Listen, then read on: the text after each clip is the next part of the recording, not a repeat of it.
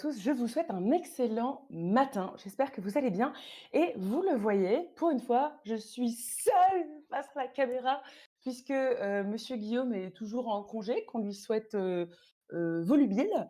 Et Monsieur François est également dans une zone blanche dans les confins de la France. Toujours est-il que je suis là pour tenir la barre et pour vous présenter les sorties de la semaine. Les sorties de la semaine, cette semaine, il y en a un petit peu moins, semaine du 15 août oblige, mais il y a que du bon, ça je peux déjà vous le dire, et notamment quelques-unes qui personnellement me motivent particulièrement. Je vais commencer par vous parler rapidement de la marche du crabe, qui est donc un jeu de Julien Protière qui sort chez Jeux au plat et qui est illustré par Arthur de Pince ou de Pin, je ne sais pas comment on le dit. On dit pince, visiblement, ce qui est à propos pour un jeu avec des crabes. Super. Donc, on a un court-métrage qui est sorti, qui faisait suite lui-même à une BD qui sont sortis il y a plusieurs années, avec deux petits crabes qui s'appelaient Soleil et Bateau, je crois. Soleil, je suis sûre, Bateau, j'ai un petit doute. Et qui ne pouvaient marcher que dans un sens sur la plage. Et ils se sont rendus compte que s'ils se combinaient ensemble, hop, bah, tout d'un coup, le monde leur était accessible. C'était assez merveilleux, toujours en coordonnées XY. Et donc, il y a un jeu qui a été développé à partir de ça, avec ces deux petits crabes. C'est un jeu à 2 joueurs. Euh, et Joanne Museau a écrit un article dessus cette semaine. Je vous invite à y jeter un coup d'œil parce qu'il est très complet, très bien construit. Vous allez devoir aller sauver vos petits camarades crabes en évitant de tomber sur les méchants Bernard l'ermite et autres crustacés maléfiques. Voilà pour le pitch global. C'est des parties assez courtes, une quinzaine de minutes, et c'est relativement accessible puisqu'on est sur du 8 ans et plus. Je précise que tout en bas de l'article de Joanne, vous avez aussi une petite interview de Julien Protière, l'auteur, et Florence Toscano de Jeux au plat, l'éditeur. Vous aurez toutes les informations sur le behind the scenes ou derrière les scènes dans le texte. Il y a aussi un mode évolutif dans ce jeu avec 11 niveaux différents pour l'appréhender en douceur, dirons-nous. Voilà, ça c'était la sortie 1. On a ensuite chez Gigamic Coucou Hibou Coucou, qui est un petit jeu coopératif à base de 3 ans et de hibou. On aura aussi, et alors ça je dois vous dire que je suis particulièrement euh, begeistert, particulièrement motivée, particulièrement excitée à la sortie de ce jeu. Océan, dans son édition limitée, qui sort chez Funforge. Après quelques petits délais dans la campagne Kickstarter, finalement, il est arrivé en boutique, il est disponible cette semaine. C'est un jeu indépendant, ou standalone, dans la lignée du jeu Evolution. Et on reste vraiment dans la même dynamique sauf qu'on sera donc dans les océans. Et les points de victoire seront marqués en gobant, en gobergeant même, devrais-je dire, des petits poissons qui nous permettront de nous nourrir. Et donc, on va faire progresser, évoluer nos espèces. Il y aura un petit peu plus d'espèces carnivores, d'après ce que j'ai compris. Si vous avez déjà joué à Evolution, vous savez que ça implique peut-être un petit peu plus d'interaction directe entre les joueurs, puisque bon, bah, vous allez vous manger les uns les autres. Voilà, donc c'est un jeu de Dominique Crapuchette, Océan Édition Limitée, cette semaine dans vos boutiques. On a ensuite 2 jeux à 2 qui sortent cette semaine. L'un, toujours chez Funforge, il s'agit de Glasgow. C'est un jeu de Marcela Fernandez Grandon et de Il Clemens Franz. Donc, c'est un jeu compétitif cette fois-ci, contrairement à la marche des crabes. Vous allez contribuer et tenter d'être le contributeur ou la contributrice la plus importante à la construction de la ville de Glasgow. Donc, vous allez collecter des ressources pour construire des bâtiments. Il y a une compétition pour l'espace.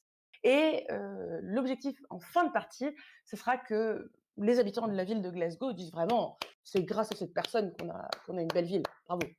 Voilà. Donc vous cherchez la gloire et la renommée de constructeur de Glasgow. Ce qui est, après tout, un objectif de vie comme un autre et qu'on respecte.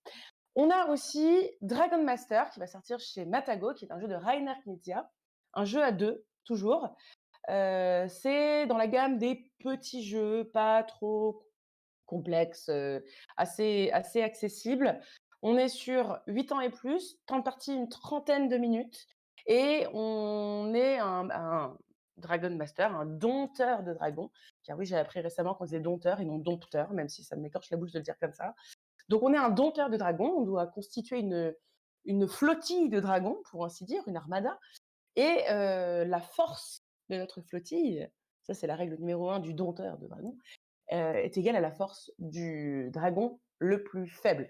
Ce qui a donné lieu plus tard à des émissions de télé de type Le Maillon Faible, mais ça n'a rien à voir avec la choucroute. On va donc essayer de construire une grille. Les points vont être représentés par des lignes pour un joueur, par des colonnes pour l'autre joueur. Et on va essayer de en gros, un joueur joue sur les lignes, un joueur joue sur les colonnes et l'idée, c'est de réduire la valeur minimale de sa propre configuration. Donc à la fin de la partie, on va comparer la ligne la plus faible et la colonne la plus faible pour chacun des joueurs et ça nous déterminera le gagnant. Donc on va faire en quelque sorte se combattre nos 2 flottilles de dragons. On aura ensuite, je vais commencer par Dinogenix puisque je vais finir par, quelque chose qui me hype un petit peu plus, qui me motive, pardon. Dinogenix qui est donc, un jeu de pose d'ouvriers où chaque joueur doit fabriquer le plus beau parc à dinosaures sur son plateau.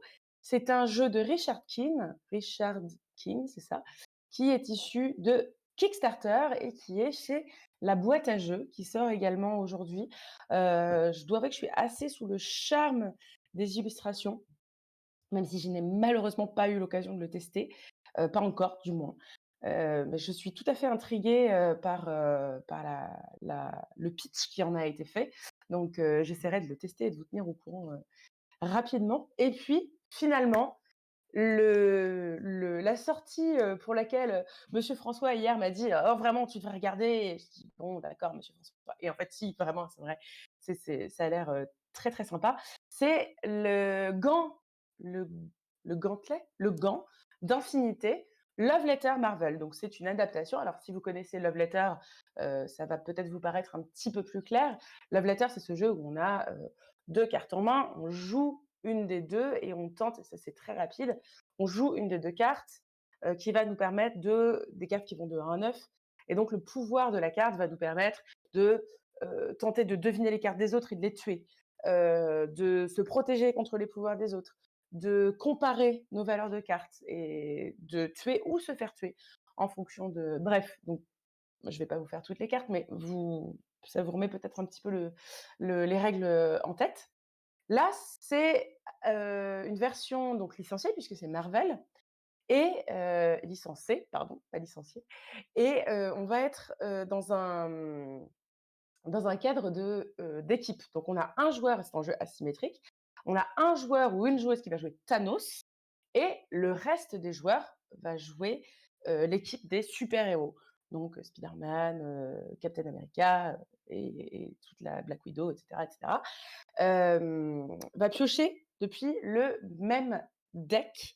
Le but de Thanos, c'est de réunir les 6 pierres d'infinité qu'il va abattre devant lui et le but de l'équipe des super-héros ou de tuer d'ailleurs les super-héros et le but des super-héros, c'est d'arrêter, hein, Thanos et de le tuer avant et donc on a, tous les pouvoirs originels du jeu ont été un petit peu remaniés, ont été attribués à des personnages de la licence, il y a aussi un système, un petit peu différent de jetons de pouvoir où, on va pouvoir les ajouter à sa valeur de combat.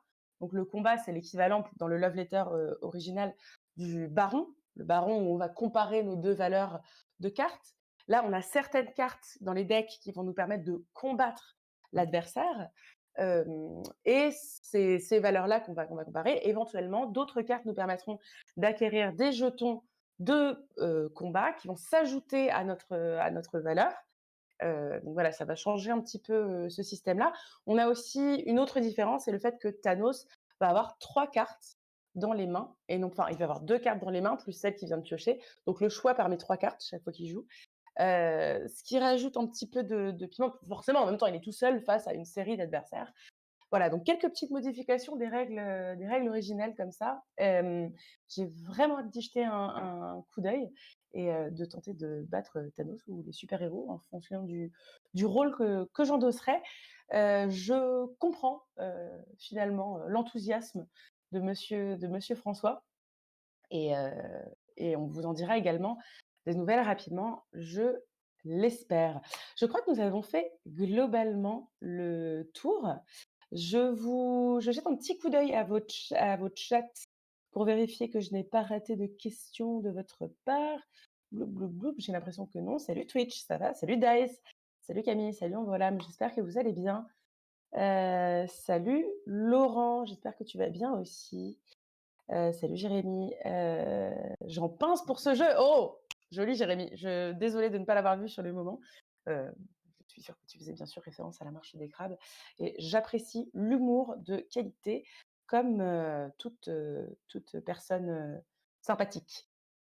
Voilà, globalement, les sorties de cette semaine. Je vous fais une vue d'ensemble à nouveau. Donc on a La Marche du Crabe de Julien Protière chez Géoplat. On a Coucou Hibou Coucou de Susan McKinley Ross et Il Betsy Snyder chez Gigamic. On a Océan dans son édition limitée de Dominique Crapuchette chez Funforge. On a Glasgow de Marcela Fernandez Grandon et Il Clemens Franz chez Funforge. Dragon Master de Rainer Knizia chez Matago. Dinogenix de Richard Keane chez La Boîte à Jeux. Et enfin, Le Gant d'Infinité, Love Letter Marvel, de Alexander Hortloff et Senji Kanai, pardon, j'ai oublié de le dire la première fois, chez Ziman Games. Voilà, j'espère que vous passerez une excellente journée. Je vous donne rendez-vous pas plus tard que demain après-midi pour notre bilan ludique de la semaine, qui sera suivi d'une gaming house où je serai votre hôte et nous allons jouer à Small World. Je vous souhaite une très bonne journée et je vous dis à très bientôt. Salut tout le monde!